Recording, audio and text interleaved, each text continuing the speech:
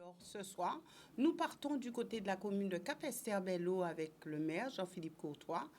Avec lui, nous débattrons rapidement d'une question d'actualité et puis nous entrerons en plein cœur du débat puisqu'il s'agira de parler de la grève qui se passe au sein de la commune pour vous permettre de mieux comprendre et d'aborder cette situation pour vous, capestériens, avec peut-être un petit peu de sérénité. Nous le verrons tout à l'heure. Jean-Philippe Courtois, bonsoir et merci d'être avec nous. Bonsoir Bamboissé, bonsoir à Guadeloupe. Voilà donc une question d'actualité, puisqu'il y aura beaucoup à dire concernant cette grève qui vous touche maintenant depuis 1 mois et demi, on va dire. Tout à fait. 1 mois et demi.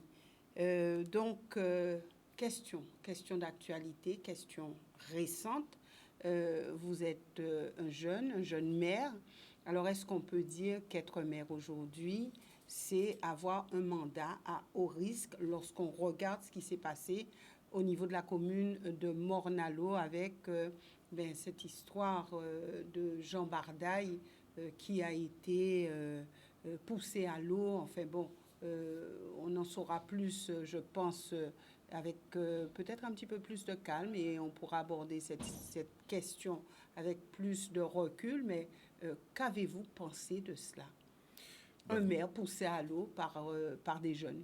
Tout à fait, ce sont des faits très graves, mais vous me permettrez, avant de répondre, d'avoir une pensée pour le sénateur Dominique Théophile, qui est ce soir endeuillé, de manière à pouvoir lui présenter donc mes condoléances, mais surtout l'assurer de notre plein et entier soutien. Le même qui va en direction donc de Jean Bardaille, puisque vous comprendrez, aujourd'hui, on ne peut pas accepter que les élus ne soient plus respectés dans leurs fonctions, qu'on arrive à de tels actes, voire même extrémités, porter atteinte quasiment à la vie donc d'un élu en le jetant à l'eau comme ça, sans crier gare, mais surtout sans imaginer quelles auraient pu être les conséquences. C'est dire que nous vivons maintenant une phase où la chose politique a été tellement décrédibilisée, qui fait que les élus aujourd'hui sont pointés du doigt pour tout, pour rien. Et ce qui fait qu'aujourd'hui, il n'y a plus ce respect dû à la vie humaine, puisqu'on ne considérera pas qu'il s'agit maintenant d'un homme qui est en face, mais d'un élu. Donc ça veut dire qu'on a le droit donc, de l'insulter, on a le droit de le frapper. Voilà aujourd'hui donc la difficulté que nous vivons. Et c'est pour ça que tout de suite, quand j'ai eu donc cette information, j'ai demandé au niveau donc de l'association des maires de Guadeloupe que nous puissions nous mobiliser de manière à ce que nous puissions faire front aux côtés donc de Jean Bardaille et surtout réaffirmer le fait qu'au-delà de la casquette d'élus que nous portons, que nous sommes des hommes et des femmes pour lesquels nous avons droit à un respect, pour lesquels nous devons aussi apprendre à discuter en contradiction, pour lesquels tout simplement nous devons retrouver le bien vivre ensemble. Alors c'est vrai que tout un chacun a droit au respect, mais qu'est-ce qui fait qu'aujourd'hui, selon vous, cette fonction ne soit plus respectée? Les hommes qui portent cette casquette d'élu ne sont plus respectés? De mon point de vue, ce problème est à deux strates. La première, c'est que nous sommes aujourd'hui dans une société où malheureusement il y a une banalisation des faits de violence. Puisque vous l'avez vu comme moi-même, le réflexe est beaucoup plus rapide de filmer une scène plutôt que d'aller porter assistance à un homme qui est peut-être en danger. Nous constaterons aussi que malheureusement, l'élu n'est plus respecté, peut-être parce que par le passé, il y a eu trop de promesses, il y a eu ce décalage, ce fossé qui s'est créé entre l'élu et le citoyen. Et malheureusement, nous oublions que nous devons travailler ensemble dans l'intérêt de la Guadeloupe et donc nous retrouver, savoir aussi s'expliquer, puisque ça aussi c'est un travail important que l'élu a à faire. Expliquer quelles sont ses missions, expliquer le pourquoi il peut et des fois aussi il ne peut pas, de manière à ce que nous puissions aussi dédramatiser un certain nombre de situations. Alors souvent les jeunes disent oui, mais lors des élections, les élus viennent, ils nous promettent monts et merveilles, ensuite ils ne respectent pas, ils ne sont pas pour nous des exemples, des modèles, ils sont de toute façon quelque part intouchables, ils peuvent faire ce qu'ils veulent. En fait, vous entendez comme moi, hein, tout et tout et tout concernant les élus. Alors, est-ce que, selon vous, il faut quand même que les élus puissent revenir à un langage vrai, un langage transparent vis-à-vis de la population, de sa population? C'est pour ça que je dis que c'est vraiment un duo, un mariage qui doit revivre. Le premier, c'est l'élu qui doit retrouver la confiance du citoyen. En quoi faisant? En quoi faisant? En étant dans l'action, en agissant, en démontrant que de là où il est, il utilise au mieux les outils qu'il a pour améliorer le quotidien de celles et ceux qui sont en face.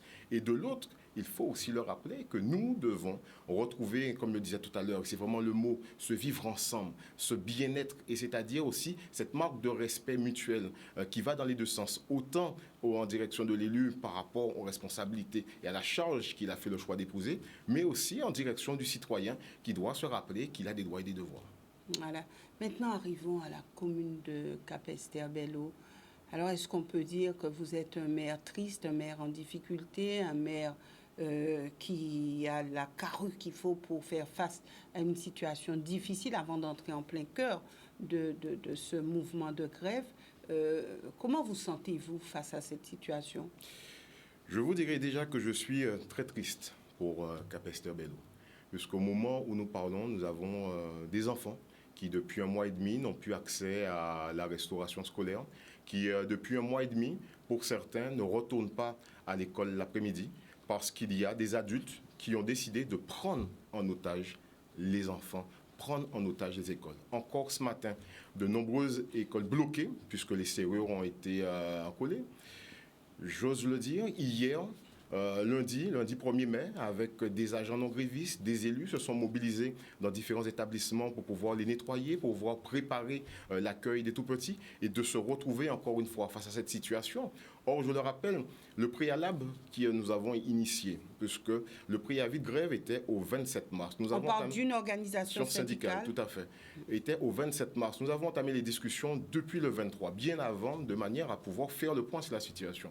Et nous avions pris cet accord de ne pas bloquer la restauration, de ne pas bloquer les écoles. Or, nous constatons que depuis le début du mouvement, les enfants sont pris en otage. Et j'ose encore le dire, nous avons toujours été dans le dialogue.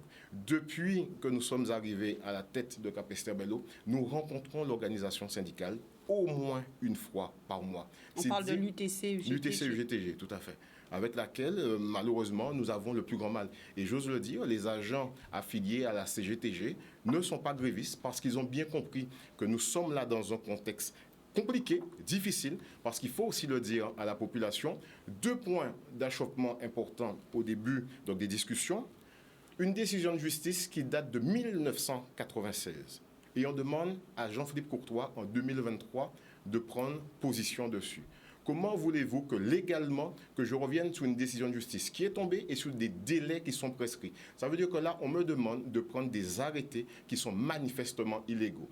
Et on nous met la pression avec le fait... Quelle est cette décision de justice pour que ceux qui nous regardent il s'agit donc d'agents qui étaient en contrat d'insertion à l'époque et qui avaient donc été en justice pour pouvoir être intégrés au sein de la collectivité. Certains ont poursuivi donc la procédure et ont eu gain de cause. D'autres ont décidé en cours de chemin d'arrêter la procédure et de trouver un accord direct avec le maire.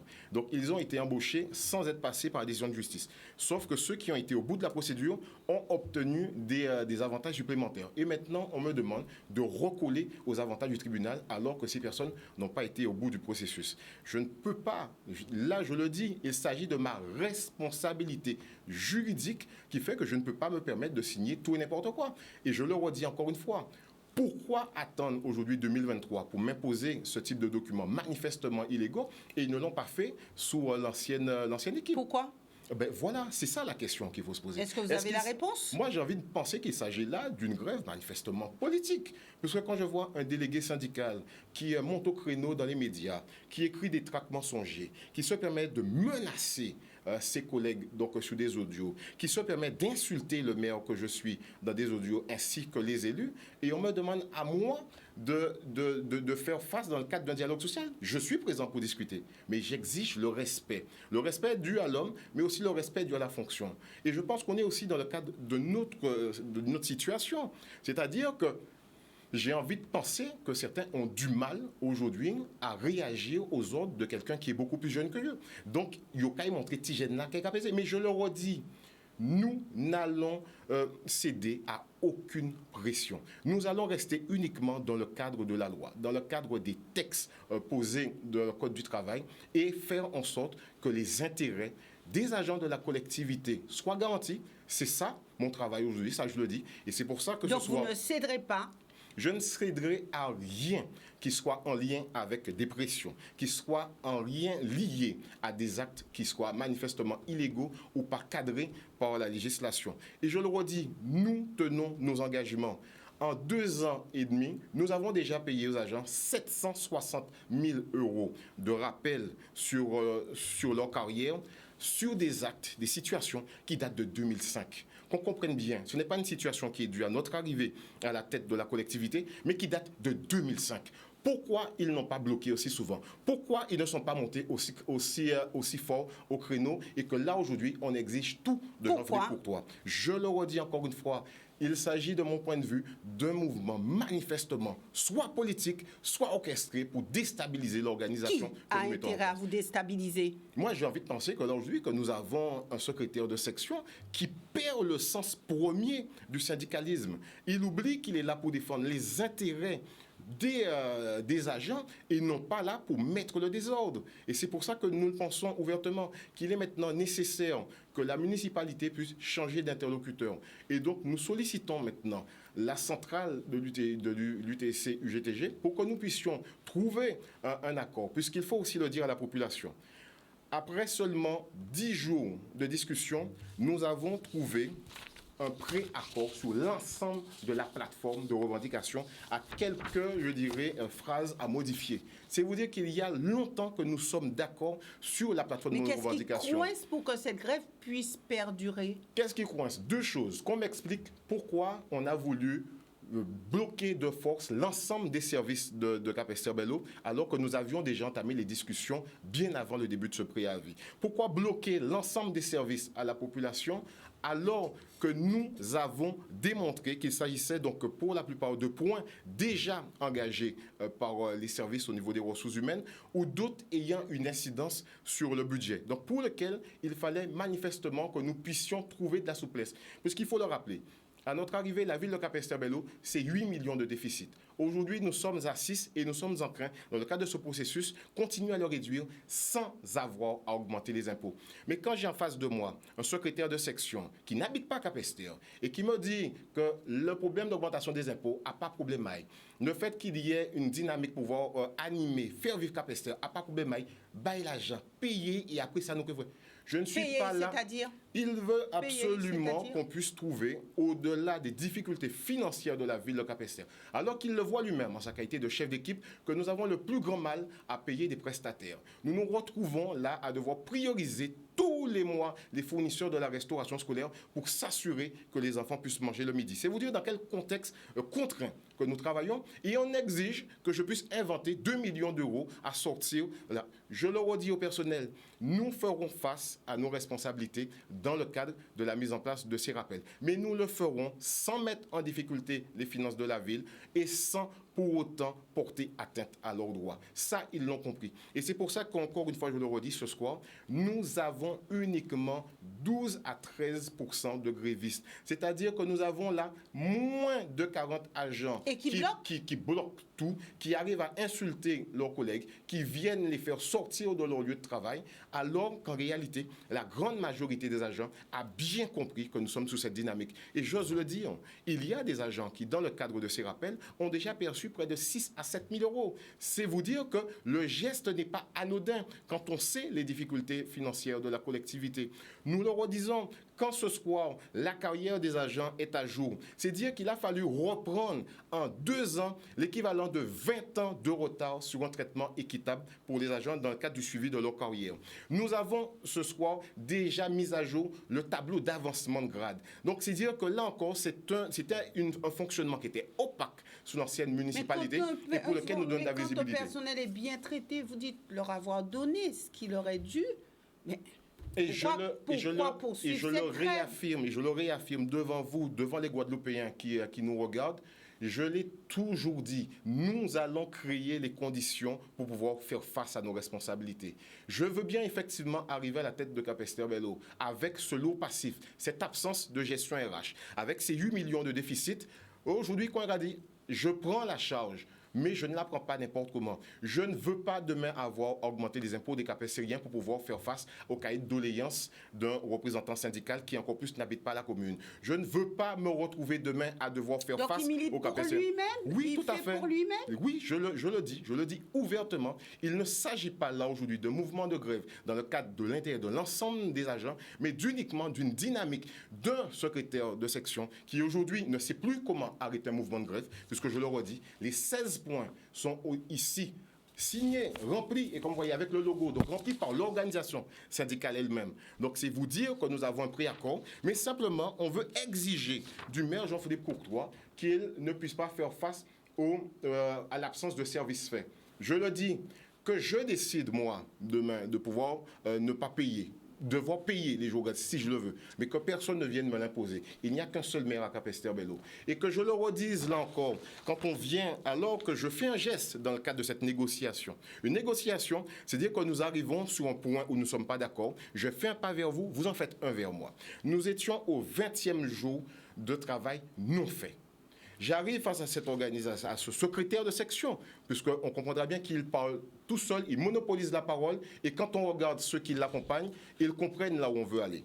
Je leur propose que nous puissions trouver un juste milieu, puisque je dois être aussi responsable devant les Capestériens qui, depuis 1 mois et demi, n'ont pas de service, ne peuvent pas envoyer leurs enfants à la cantine, ne peuvent pas venir faire leurs pièces administratives en mairie, ne peuvent pas, en gros, user des services pour lesquels ils payent des impôts. De l'autre, je ne peux pas me retrouver à payer 100% des jours de grève, quand de l'autre, j'ai une grande majorité des agents qui n'est pas en grève.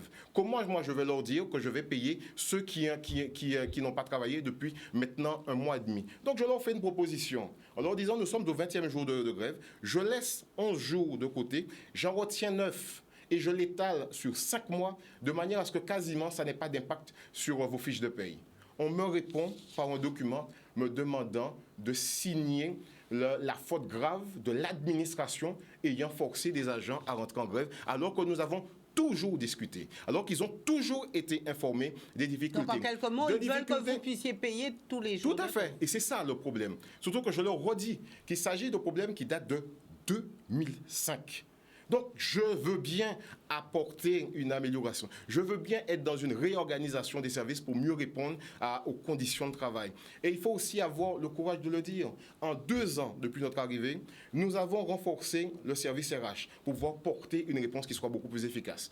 Mais quand on a 20 ans de dossiers mal suivis, mal traités, c'est normal qu'aujourd'hui, que les agents, en 2 ans, ils aient le plus grand mal. Quand on prend un prestataire pour renforcer cette dynamique et que lui-même vous dit qu'il a le plus grand mal à pouvoir sortir des chiffres fiables parce que les bases de données sont tronquées, voici la réalité. Voici ce qu'on appelle la souffrance au travail pour les agents des ressources humaines. Quand de l'autre, depuis notre arrivée en 2 ans et demi, nous avons déjà rénové un centre communal d'action sociale, un bâtiment neuf, quasi remis à neuf, pour que le personnel puisse travailler dans de meilleures conditions, sortir d'un bâtiment pourri avec l'odeur d'urine de rat. Voici le travail que nous avons impulsé pour le personnel. Quand nous avons agi à offrir un bâtiment neuf au service de l'urbanisme pour qu'ils puissent travailler aussi dans de meilleures conditions, travailler en collégial, voici encore une réponse pour l'amélioration des conditions de travail. Quand nous avons agi là sur des travaux en cours pour pouvoir améliorer aussi les conditions de travail des agents des ressources humaines, ils étaient éclatés sur trois lieux.